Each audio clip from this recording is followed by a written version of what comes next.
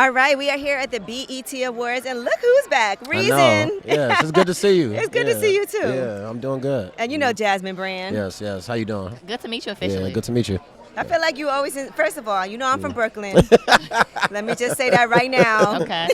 It was fun. That was a fun moment. Yeah, but it actually kind of hurt me to like do that because like I'm such a big so I was raised on like all East Coast. And FYI, we're talking about the beef. Yes, my bad. Yeah, Joey Bada. Give us some context. Sorry. Talk Yeah, about the back and forth with Joey. But Yeah. But Yeah. it hurt my heart to do that because I was raised on all East Coast culture with rap, dress, like how they dress, how they talk. So for me, it was one of those things where I know Joey, and he was kind of like they were already like it was already like two rappers like going at him. So I was like, I don't want to be the third one that's just going at Joey. So I was like, let me try to see if I could like get some New York people to come outside. So well, he did bring your name up. He did. Yeah, I wouldn't have just randomly just jumped in out of nowhere. Yeah, so he threw me like a little stray. So I just wanted to respond, but also like I felt like when I was writing it, first I started at Joey. I was like, this feel weird, like going and like that's the homie. You know what I mean? Did it feel like a diss though? No, I didn't feel like a diss. Because it just was a clever play on words. Yeah, but like it was also, I'm going to be honest, it was also like there's been a narrative, and because I can't talk all the way in detail about everything with TDE, but there's been a narrative that like I got dropped. So for me, I was really wanting to take that time to like clear up that narrative. Like, no, I didn't. I could be over there if I wanted to. It just wasn't like to me my path. You know what I mean? Why you can't talk about? You got a NDA. They got an NDA. Okay, period. I know that's right. I need to start getting those. I'm gonna have my men sign him. How about you want that? to go on a date? I need you to sign this NDA. I'm like, and like they don't be super tripping, but it's also like when you start talking about exactly. So but that narrative has been floating around, and I'm like, nah, like I could still be over there if I want to. It just wasn't really the right path and fit for me. So yeah. And you've been putting out new music this year, so shout out. Yeah, you've been flooding it. So talk to me about like that process of being like, okay, I'm not there anymore. I'm picking things back up in a different type of way. Yeah. And it feels like you're more comfortable. You're doing what you want to do. For sure, yeah. I was just telling my brother this because we was talking about it. I was like, this is the most happiest I've been in music since I first started, because for me, I started doing music because it's therapeutical. Like I don't just rap about just whatever, you know what I mean? I literally like live it, and then I make it, make the music to be able to like get it off. And when you're in a spot where you're making it and you're not able to put it out, it almost feels like it's literally like hurting like your soul a little bit. It's hard to explain. And so now I'm at a point where I dropped the mixtape in February, I Love You Again, and this is the first time in my career I've ever even put out a song that wasn't at least 18 months old. So it's like, I'm not even like, it's like the newest song I've ever released before this was legitimately 18 months old. So it's hard to even, when you put it out, I'm not even that same person no more. Yeah. And it's hard to connect with it. Then you got to perform it, and it's like you're not even that. You know what I mean? So it's one of those things. So it's given me way more joy to be able to be creative and then just give it to the people. Even like the thing with Joey, like we did that literally the night before. So it's like that was like when the song dropped, I don't even know the words because I just wrote it the night before. Were you apprehensive? Were you scared at all? Because I mean, doing like jumping out there. Yeah. I wasn't like scared in the way of like he can't rap say he was competition. scared. Okay, I'm sorry. Scared is a terrible word scared. for a rapper to use. Scared is I was crazy. very scared. Were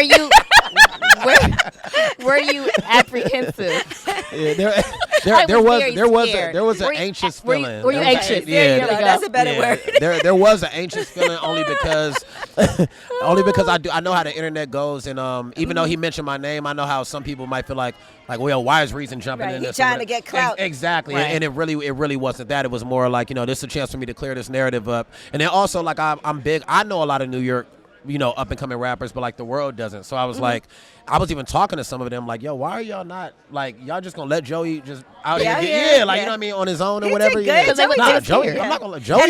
Joey handled his business. What was very important, Joey also made it very clear this is like a lyrical thing. For sure. This wasn't some it's on. It's nothing past that. And even with Joey, like I talked to Joey the day before I dropped mine. Like he dropped his and he had the little the little shot in there, like a little small, like not even really a shot. It was just like like a little. It was just a clever play on words. It was just a clever play on words, and then we chopped it or whatever. And I was I just told him I was like I'll see you tomorrow. And then after mine dropped, he hit me back. He was like, yo, this is fire. Like so, it's all like it's very much it's friendly fire. Like everything as far as for me, everything is off. Like I'm not gonna talk about your girl. I'm not gonna like that's because that's when it gets weird. You know what I mean? Oh yeah. So, once you do that, then it's no coming back. It's a whole different. You know what I mean? It's a whole different space. So it's crazy how like perception can change about a person like so Yeah. quickly.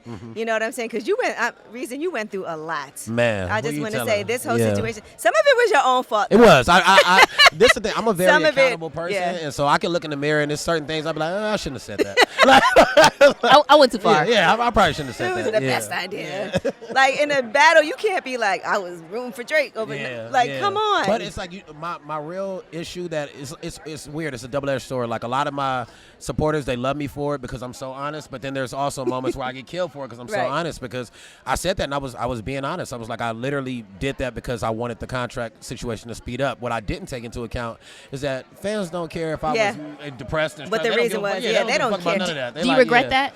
I regret saying it to the public. I don't regret doing it because even though I got backlash when I did it, that was the only way I was going to get out of my contract faster. And legitimately, like a week after I tweeted that, I had to pay. Like they were in my email, like, "Yo, here's the paperwork.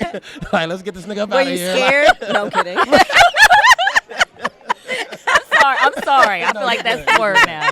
Were you anxious? I But apologize. yeah, it was like it worked. It was like legitimately like 4 to 5 days later, I got the text. It like, did work, Yo, yeah. check your email. It's in there. Have your lawyer look over it. I was like, bet, cool. Now, Like, moving yeah. forward, what do you want to see for yourself? Because everything is a learning experience, sure, too. for When you're sure. thinking about what deals you want to be in, how to structure them, Yeah, how you yeah. want to make sure you're able to release your music on your own terms. Yeah. For me now, I'm just trying to grow my catalog back because like I still own my percentage of the catalog with TD, but I can't do anything with it, if that Okay. makes sense. So I want to grow my catalog back up, so that's why I'm dropping so much music. I want to get on the road because I have a lot of fans that's been waiting for me to hit certain cities. Like I have a bunch of fans in Denver. I've never been in Denver. I got a bunch of fans overseas, so I want to get on the road, drop a lot of music, and then just work towards building up to getting my official. Like I do projects in between, but then like my conceptual, very vulnerable albums, I want to build up to being able to get that out. So I've been working on my album, but also other music, and I also want to. We're working on. I hate saying the word label because it's such a negative connotation nowadays. But I'm working on like this collective where basically, yes, I want to sign artists, but I also want to work with artists that I'm not even signing, and we just want to help them like understand the business, but also like roll out projects, help them with creative. It'll almost be like a one-stop shop for everything, but I also don't want any ties. So even if we sign an artist, like we want to make the deals where we're not protected. They can leave whenever they want. And I know that's like business decision wise. Like I told my lawyer that, he was like, nigga, you're crazy. That's rare. But it's what I want to do because I feel like art should be that way. I feel like people should be able to just like get their vision off and it be fair. And I feel like the music industry is so far behind when it comes to being fair, like being fair for the, the creators. So yeah, I just want to, help up and coming artists at least get to like the spot that I'm at or even beyond that. So yeah. All right. Well, listen, we are so glad to have it. I need you to come and have a real sit down. I know. I need to. It's I need much to pop needed back out because to last New time York. you was late. It was all kind of, we waited. And I appreciate you for that. But I was like, you gonna kill me because I'm like an hour and a half. You were wilding for that. You were wilding for that. Can't blame the label. Yeah, I'm not. It's you. Yeah, I'm not used to the New York traffic. Yeah, I was like, damn, it take 45 minutes to go 2 miles. Like, It is. It's yeah, bad like get that. it But I do always appreciate seeing you, so I'm looking forward, and I'm glad. And your hip hop does need some vulnerability, and so I appreciate that about you, about how honest you are. So, and I feel like it's starting to spread a little more. Yeah. I feel like we're now in a time where people are starting to care about, what people are talking about, the lyrics, and they're starting to like connect to it, especially because music is in a place right now where it's not so numbers driven because nobody really knows nobody knows how to make anything work right now, which some people look at it as a problem, but I look at it as a golden opportunity to just do what you want to do now. So yeah. All right. Well, Reason, thank you so much. We appreciate it. I appreciate you always having me. Thank you. Thanks for talking about your fears as well.